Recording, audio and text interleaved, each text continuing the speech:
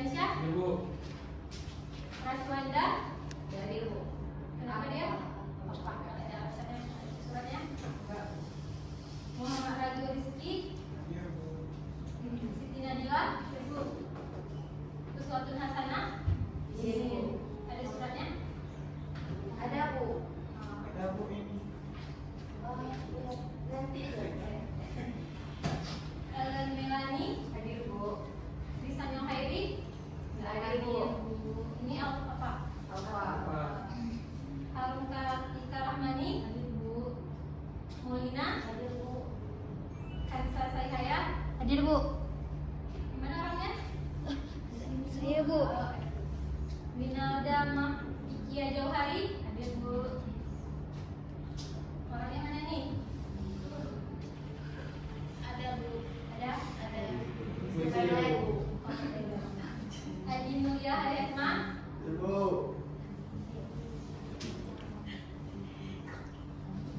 Gimana kabarnya anak-anak? Masih semangat? Masih Bu. Walaupun siang harus tetap semangat ya. Nah jadi sebelum ini kalian pasti belum kenal itu kan apa namanya. Jadi ibu akan memperkenalkan diri ibu.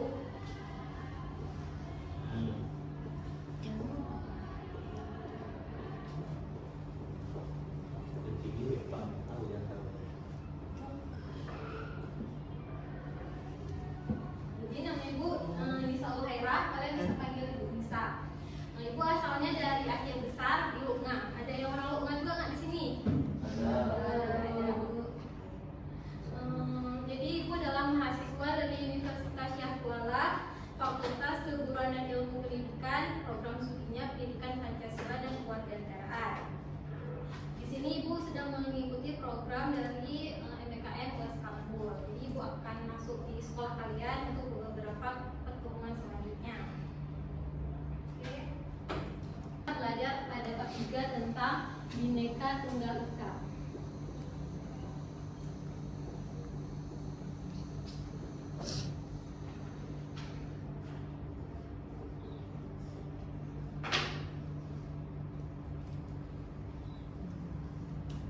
Di sini sebelumnya ada yang udah tahu tentang arti Bhinneka Tunggal Ika?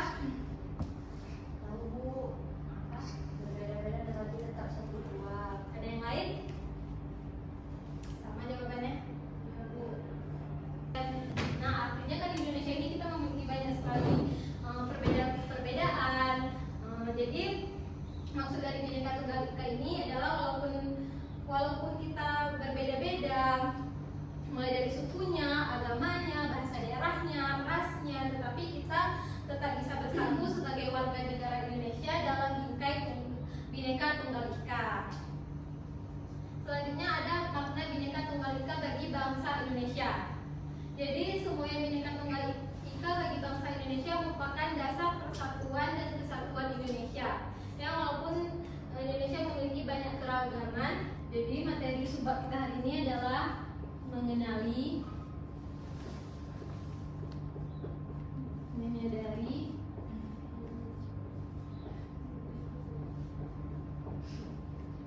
dan menghargai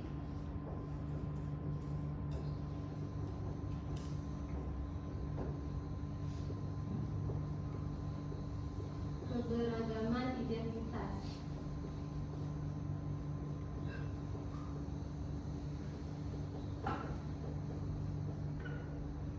Nah, jadi judul subbab kita hari ini itu mengenali, menyadari, dan menghargai keberagaman identitas. Sebelum kita masuk pada mengenali dan menyadari identitas, aku mau tanya nih, ada yang udah tahu tentang identitas ini? Saya Bu. Ya, siapa Ellen? Kan? Identitas mengacu pada sifat atau ciri-ciri yang menjadi ciri khas seseorang atau sesuatu yang membedakannya dari yang lain.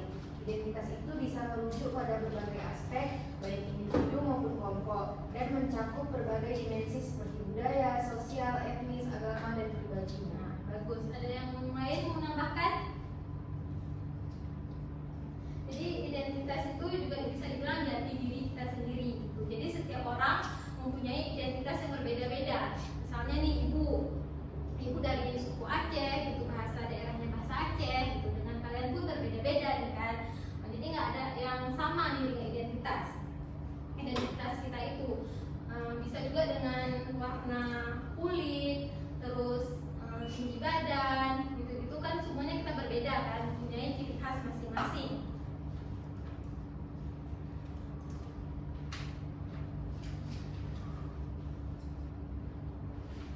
secara proses terbentuknya identitas itu sendiri terbagi menjadi dua, yaitu yang pertama secara alami dan juga secara sosial. Jadi proses pembentukan identitas secara alami ini kita dapatkan dari kita lahir, dari bawaan lahir kita, yaitu misalnya ciri fisik yang melekat pada dirinya sejak lahir, seperti warna kulit, rambut, mata, dan bentuk fisik lainnya. Pembentukan identitas secara alami ini juga dapat mengarah kepada identitas suatu ras atau suku bangsa tertentu. Nah, yang kedua ada secara sosial. Pembentukan identitas secara sosial terbentuk atas hasil interaksi sosial yang dilakukan individu dengan individu lain maupun individu dengan kelompok dan antar kelompok. Identitas sosial seseorang dapat terlihat dari cara berpakaian, gaya, dan bahasanya. Nah, ini misalnya nih, kalau identitas secara sosial nih, kan dia terbentuk hasil interaksi antara individu. Misalnya kayak kita di Aceh ini, pakaiannya kan pasti lebih sopan, berpakai jilbab, dan begitu karena mayoritas kita adalah umat Islam, gitu kan. Nah, kalau misalnya di daerah lain bisa berbeda, misalnya daerah Bali itu kan mayoritasnya kan Hindu kan, jadi bisa dilihat dari gaya berpakaiannya pun berbeda dengan kita. Jadi kita akan masuk tentang mengenali, menyadari, dan menghargai keberagaman identitas. Yang pertama ada mengenali keberagaman identitas, yaitu proses mengenali identitas yang lain berarti suatu proses mengetahui secara interaktif bagaimana identitas atau jati diri dari kelompok lain. Proses mengenali dapat dilakukan dengan dua cara, yaitu yang pertama ada interaksi dan juga sosialisasi. Nah, interaksi ini misalnya terjadi seperti di kelas. Misalnya tadi nih Molina, terus tanya-tanya tentang dengan harum, gimana sih di Jambi, misalnya sukunya suku apa, terus bahasa daerahnya bahasa apa, tariannya, terus makanan adatnya. Nah, itu juga adalah proses interaksi untuk mengenali keberagaman identitas suku lain gitu. Terus yang kedua ada sosialisasi, yaitu penanaman atau penyebaran adat, nilai atau cara pandang yang dilakukan oleh satu generasi kepada generasi berikutnya. Nah, kalau dari Aceh sendiri ini kita bisa lihat di event 5 tahun sekali itu PKA. Pernah pergi ke PKA semua kalian? Nah, di sana kan ada rumah adat, pakaian adat, tarian juga, mungkin kalau sore-sore ada gitu kan yang ini tariannya. Jadi di sana kita bisa melihat penyebaran adat dari suku-suku lain yang ada di Aceh. Nah, menyadari keberagaman identitas. Di Indonesia ada beragam identitas, budaya, agama, etnis, ras, suku, bangsa, dan agama, sehingga menyadari keberagaman atau kebinekaan sangat penting untuk dilakukan untuk mengenali yang lain. Merupakan cara terbaik kita hidup dengan keberagaman yang ada dan saling menghargai. Jadi sebagai warga negara kita menyadari kalau misalnya kita itu beragam. Indonesia itu banyak sekali banyak sekali keberagaman. Nggak hanya ada satu suku atau budaya gitu. Jadi kita menyadari akan hal itu, bukan keberagaman identitas. Nah, yang ketiga ada menghargai keberagaman identitas. Menghargai keberagaman identitas adalah sikap atau tindakan menghormati, mengakui perbedaan identitas individu maupun kelompok dalam masyarakat. Dengan menghargai keberagaman identitas, kita tidak hanya menciptakan masyarakat yang setara, tapi juga memperkaya kita dengan berbagai perspektif dan pengalaman yang berbeda-beda. Nah, jadi setelah kita menyadari dan mengetahui keberagaman yang ada di Indonesia ini, kita harus menghargai. Jadi kita bangga akan identitas kita sendiri, tapi kita juga tidak boleh kayak mengejek-ngejek gitu kebudayaan orang lain atau suku orang lain. Jadi kita harus tetap menghargai. Dan di Indonesia ini selalu diharapkan oleh masyarakat dapat terwujud, namun sering juga terjadi perpecahan atau konflik di lingkungan masyarakat. Di daerah kalian pernah nggak terjadi konflik suku atau antar agama?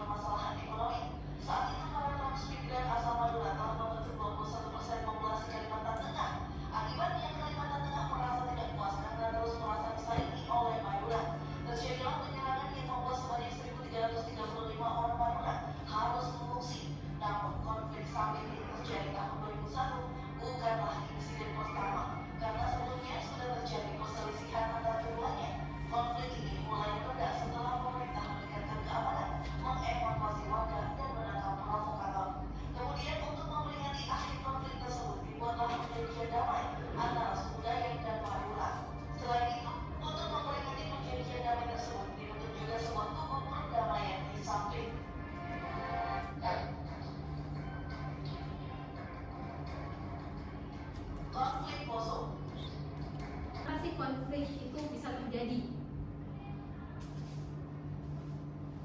Konflik antar, tadi kan ada yang pertama antar suku ya, yang kedua antar agama.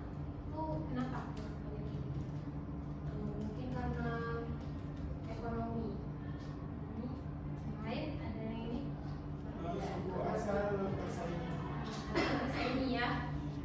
Karena tidak menerima adanya perbedaan. Jadi konflik-konflik tersebut itu bisa terjadi karena mungkin ada yang ini dia terlalu fanatik terhadap agamanya gitu. Ada juga yang tadi konflik Poso itu, jadi kan saat itu Natal terjadinya tepat saat Ramadan. Nah, jadi masyarakat Islam yang mayoritas di sana itu tidak terima gitu. Jadilah konflik. Nah, ada juga yang tadi yang pertama itu karena masyarakat asli sana itu merasa kayak kok udah banyak yang pendatang ya daripada kaminya, dan mereka ekonominya bagus di sana. Bisa saja terjadi. Konflik ini juga terjadi karena Indonesia ini terlalu luas gitu, terlalu banyak perbedaan. Ada orang-orang yang misalnya kayak bilang, oh ini budaya ini nggak bagus nih, dia langsung kayak nggak berpikir panjang, langsung kayak memprovokasi orang-orang untuk terjadinya konflik gitu. Itu juga terjadi.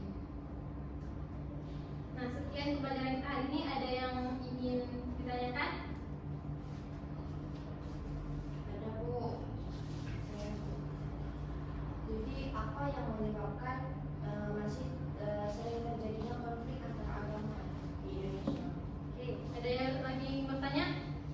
Saya Baik, siapa namanya? Tanya Bu, kenapa kan Bu kita itu penting menghargai keberagaman identitas yang ada di Indonesia Bu? Baik, saya akan menjawab pertanyaan dari siapa namanya tadi? Oke, Molina. Seperti yang kita nonton tadi dan yang saya jelaskan tadi, konflik antar agama itu masih terjadi karena mungkin ada salah satu pihak yang terlalu fanatik gitu. Jadi kayak misalnya ada yang sekian materi dari itu, jadi di sini buat membagi kelompok, kalian semuanya berapa orang? 8. Jadi ada dua kelompok, satu kelompoknya 4 orang, ya. Nah, ini kelompok 1, kelompok 2.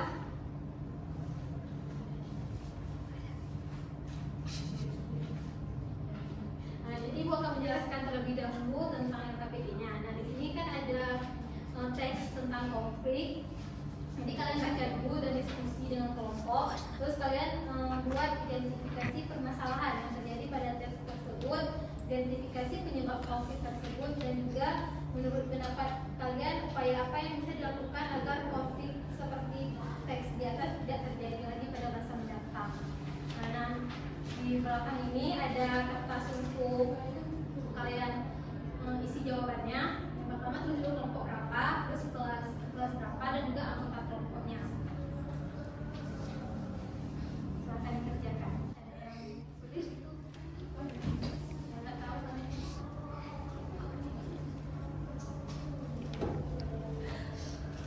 Ini kan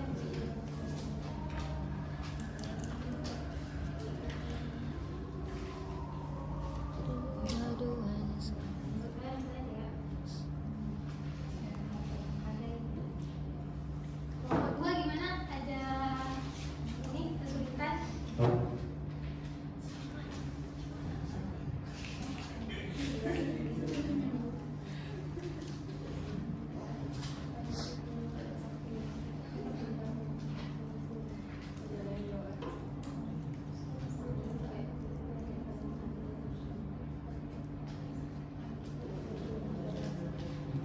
Gimana bisa tadi?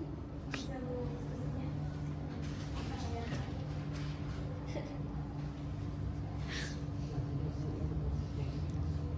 Ada yang siap anak-anak? Sudah Bu. Nah, mulai kelompok 2 silahkan maju.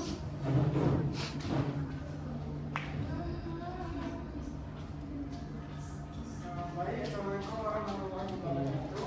Waalaikumsalam warahmatullahi wabarakatuh. Kami dari kelompok 2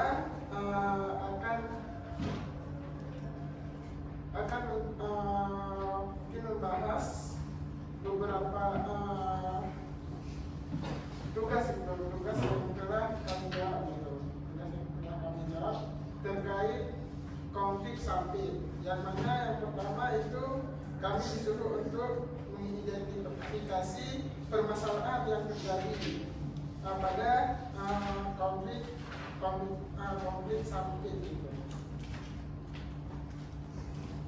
Yang mana yang pertama yaitu konflik menurut identifikasi permasalahan yang kami dapatkan, yaitu yang pertama konflik ini yaitu konflik antar etnis Dayak dan Madura di samping tahun 2001 yang mana terjadi karena kecemburuan sosial ekonomi warga Dayak terhadap warga Madura. Dan juga adanya benturan budaya yang mana orang Madura dianggap tidak menghormati budaya Dayak. Perasaan superioritas dari warga Madura yang menganggap sampit sebagai sampan gua, dan juga adanya kekerasan dan pembunuhan dari kedua belah pihak. Dan dampak konflik ini dari identifikasi masyarakat kami yaitu kehilangan nyawa, harta benda dan mata pencaharian. Dan soal yang kedua yaitu identifikasi penyebab masalah konflik ini, yang mana identifikasi penyebab masalah konflik yang kami dapatkan yaitu yang pertama kecemburuan sosial ekonomi, yaitu adalah benturan budaya, perasaan superioritas, provokasi dan aksi balas dendam.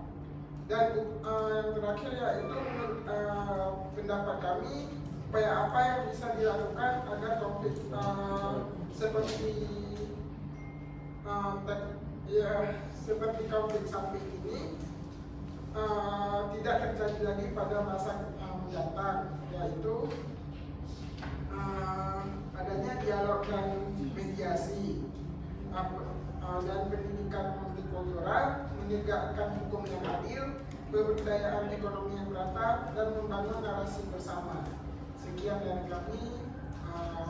Wassalamualaikum warahmatullahi wabarakatuh. Waalaikumsalam warahmatullahi wabarakatuh. Ada yang bertanya untuk kelompok 2? Tidak ada. Oke, berapa untuk kelompok 2? Sekian. Nah, kelompok 1 pada siap? Ibu udah mau Oke, silakan maju. Ya baik, saya dari kelompok 1, apabila dari kelompok 1 izin jawab Bu. Pertanyaan aku, identifikasi permasalahan terjadi. Nah, judul teks ini adalah konflik poso. Nah, jawabannya itu karena pertikaian antara pemuda yang berbeda agama. Yang nomor 2 itu identifikasi penyebab konflik di atas.